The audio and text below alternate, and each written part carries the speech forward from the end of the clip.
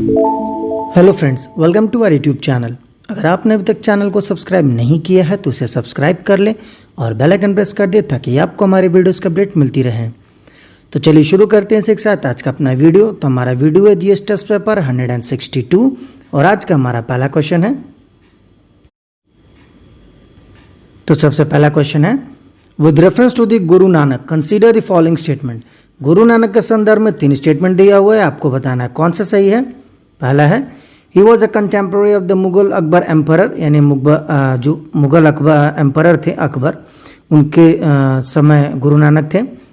Second है, contemplation of one God was one of his important precepts, यानी कि एक ही भगवान है, ये इनका एक तरीके का कह सकते हैं कि एक इनका मतलब एक उपदेश था।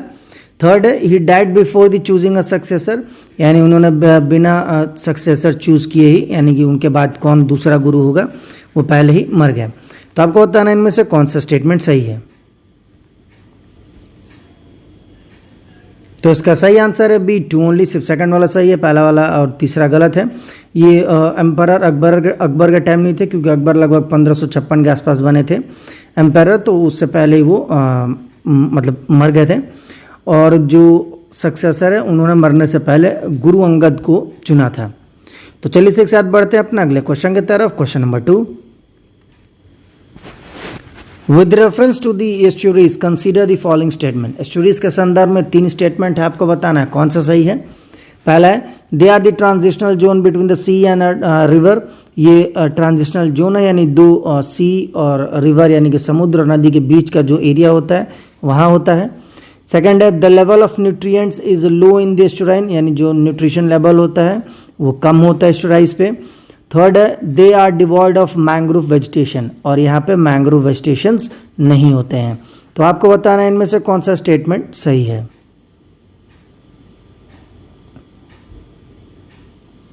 तो इसका सही आंसर है A1 ओनली, सिर्फ पहला वाला सही है। Estuaries are the transitional zone between sea and river, जहाँ पे फ्रेश और सॉल्ट वाटर दोनों मिलते हैं और ये दोनों मिलके कई तरह के हैबिटेट्स को जन्म देते हैं। जो लास्ट वाला है कि उसमें यहाँ मैंग्रोव नहीं होते तो गलत है, मैंग्रोव्स होते हैं।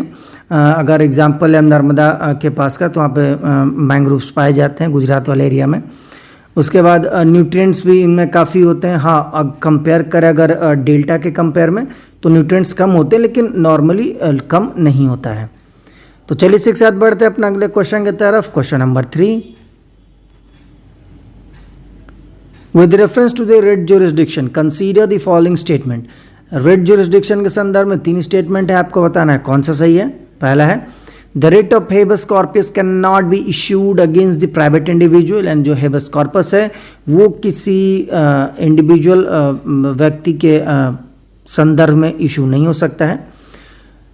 दूसरा है, the writ of prohibition is not available against the quasi judicial body, यानी जो रिट जो प्रोहिबिशन है हमारा जो रिट है प्रोहिबिशन वाला, वो किसी भी क्वाज़ी जुडिशियल बॉडी के अगेंस्ट में अवेलेबल नहीं है। थर्ड है, द रिट ऑफ क्वा warranto can be sought even bye a non aggrieved person. जो क्वा वारंटो है वो कोई नॉन एग्रीव्ड पर्सन, जैसे कि कोई कुछ मेरे ऊपर हुआ हो बट मेरी जगह किसी और ने आके अगर ये रिट दाखिल किया हो, तो उस तरह से तो कोई नॉन एग्रीड पर्सन हो वो भी क्वा वारंटो का रिट इशू करवा सकता है। तो आपको बताना है इनमें से कौन सा स्टेटमेंट सही है।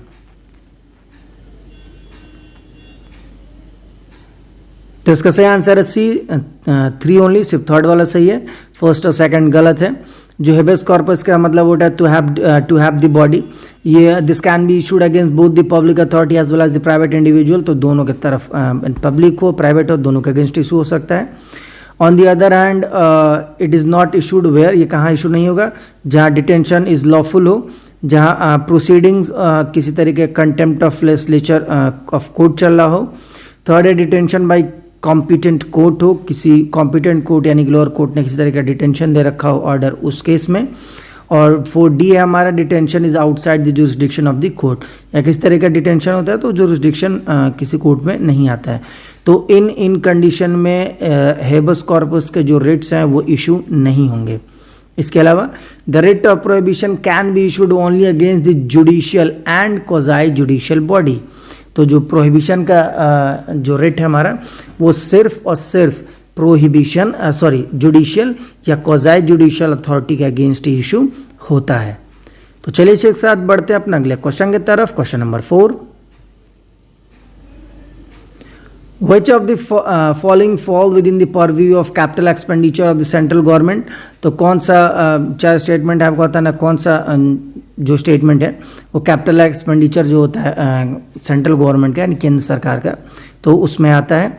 पहला है advances by the central government to the union territory, कोई एडवांस दिया गया हो सेंट्रल द्वारा यूनियन टेरिटरी को। सेकंड है investment by central bank on acquisition of land, कोई इन्वेस्टमेंट किया गया हो सेंट्रल गवर्नमेंट द्वारा किसी लैंड को एक्वायर करने के लिए। थर्ड है grant given by the central government to state government, किसी तरीके का कोई ग्रांट केंद्र सरकार द्वारा राज्य सरकार को दिया गया हो। फोर्थ है salaries of central government employ, या कोई सैलरी सेंट्रल गवर्नमेंट एम्प्लॉय को दी गई हो। तो आपको बताना है इनमें से कौन सा कैपिटल एक्सपेंडिचर में सेंट्रल गवर्नमेंट के आता है।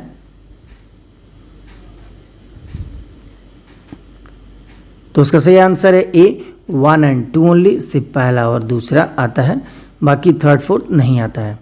तो चलिए से एक साथ बढ़ते हैं अपना अगले क्वेश्चन की तरफ। Question number 5, Which of the following statement is or are correct regarding the red data book? तो दो स्टेटमेंट है रेड डेटा बुक के संदर्भ में, आपको बताना है कौन सा सही है। पहला है it is published by UNEP, यानी इसको यूएनईपी यानी यूनाइटेड नेशन एनवायरनमेंट प्रोग्राम द्वारा पब्लिश किया जाता है। सेकंड है it is a list of plants and animal species whose international trade is banned, यानी ये उन पेड़ पौधे या जानवरों की लिस्ट है एक तरीके से जिसकी इंटरनेशनल ट्रेड यानी विश्व स्तरीय खरीद फरोख्त इसकी बैन है। तो आपको बताना इनमें से कौन सा स्टेटमेंट रेड डेटा बुक के संदर्भ में सही है। तो इसका सही आंसर है डी नीदर 1 नॉर 2, यानी कि दोनों स्टेटमेंट गलत है। रेड डेटा बुक है वॉज पब्लिश्ड बाई IUCN, वहीं it is a list of threatened plant and animal species, international trade नहीं है बल्कि सिर्फ थ्रेट्स हैं जिनको उनकी सिर्फ प्लांट और स्पीसीज की ये लिस्ट इसमें डाली जाती है। तो चलिए इसी के साथ बढ़ते हैं अपना अगले क्वेश्चन की तरफ। Question number 6, with reference to economy currently daily status and currently weekly status are approaches to measure, अगर इकोनॉमी अर्थव्यवस्था के संदर्भ में देखा जाए तो जो करंट डेली स्टेटस है या करंट वीकली स्टेटस है, ये दोनों क्या हमें बताती हैं, क्या मेजर करने के लिए अप्रोचेस ये लिए जाते हैं, आपको बताना है। तो उसका सही आंसर है डी लेवल ऑफ अनएम्प्लॉयमेंट, यानी कितनी बेरोजगारी है, इसको मापने के लिए करंट डेली स्टेटस या करंट वीकली स्टेटस को कंसीडर किया जाता है। तो चलिए इसी के साथ बढ़ते हैं अपने अगले क्वेश्चन की तरफ। Question number 7, as per the world investment report India jumped from 12th position in 2018 to 9th position in 2019 among the world's largest FDI recipients.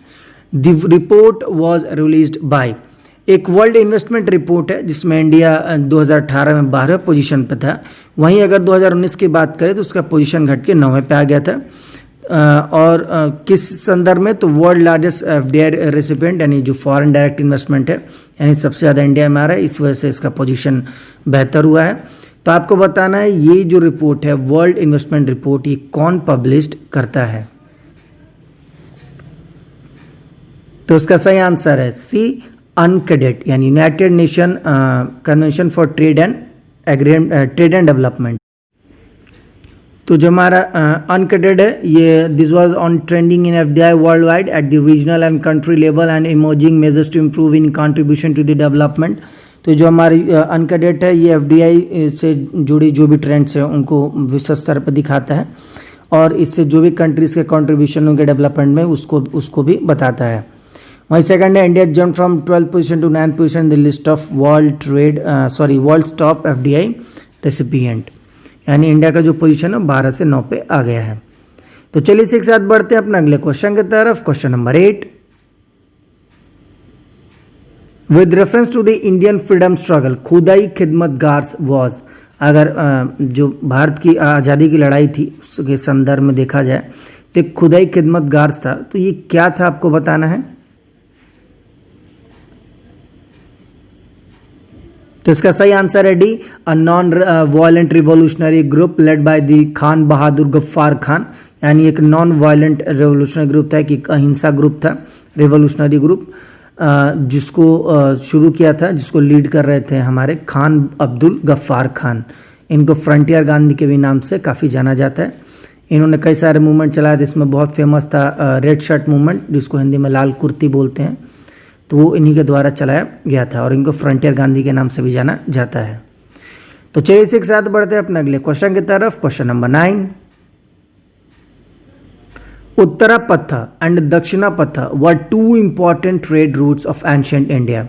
In the context of which of the following two urban settlements which were established at the juncture of Uttarapatha?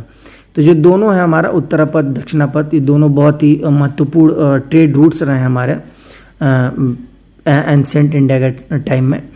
तो इनसे जुड़े संदर्भ में दो urban settlement बताना है, जिसको उत्तरापथ के जंक्शन पे बनाया गया था, यानी कौन कौन से दो सिटीज हैं आपको बताना है। तो इसका सही आंसर है ए, मथुरा टू तक्षशिला। तो उत्तरापथ मथुरा से तक्षशिला तक फैला हुआ था। तो चलिए इसी के साथ बढ़ते हैं अपना अगले और आखिरी क्वेश्चन की तरफ। Question number 10, with reference to constitutionalism which of the following statement is most appropriate? अगर constitutionalism की बात करें तो इनमें से कौन सा स्टेटमेंट सबसे appropriate यानी कि सबसे करीबी है constitutionalism वर्ड के?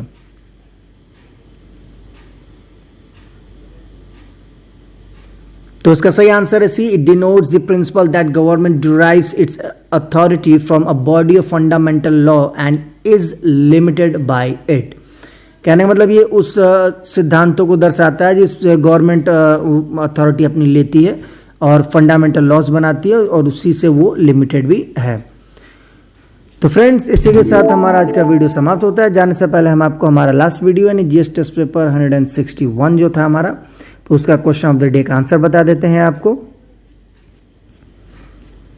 तो हमारा क्वेश्चन ऑफ द डे था, द प्रोसेस ऑफ सब अर्बनाइजेशन इज रिलेटेड टू। तो सब अर्बनाइजेशन किससे जुड़ा था आपको बताना था। तो इसका सही आंसर है C, people moving away from a congested urban area to a cleaner area outside the city for a better quality of living. तो वो लोग जो कि कंजेस्टेड, जब सिटीज़ बहुत ज़्यादा कंजेस्टेड हो जाती है, बहुत ज़्यादा भीड़ हो जाते हैं, तो वहाँ से हट के उस सिटी से बाहर साफ सुथरे एरिया में एक अच्छे जीवन के लिए अपना घर बनाने निकल जाते हैं, जिसको सब अर्बनाइजेशन हम बोलते हैं। तो चलिए इसी के साथ जाने से पहले आज का जीएस टेस्ट पेपर 162 का आपको क्वेश्चन ऑफ द डे बता देते हैं। तो आज का हमारा क्वेश्चन ऑफ द डे है, with reference to the religious practices in India the Sarvastivadin sect was belong to. तो सर्वस्तदीन जो सेक्ट था वो किस चीज से जुड़ा था आपको बताना है। आपके ऑप्शन है ए, वैष्णविज्म, बी, शक्तिज्म, सी, जैनिज्म या डी, बुद्धिज्म। तो फ्रेंड्स, इसी के साथ आज का हमारा वीडियो समाप्त होता है। जाने से पहले अगर आपको हमारे वीडियो अच्छा लगा हो तो इसे लाइक करें, शेयर करें और हमारे चैनल को जरूर सब्सक्राइब करें। साथ ही आप हमें नीचे कमेंट बॉक्स में अपने क्वेश्चन ऑफ द डे का आंसर जरूर दें। तब तक के लिए मिलते हैं आपसे अगले वीडियो में। Thank you for watching and bye bye.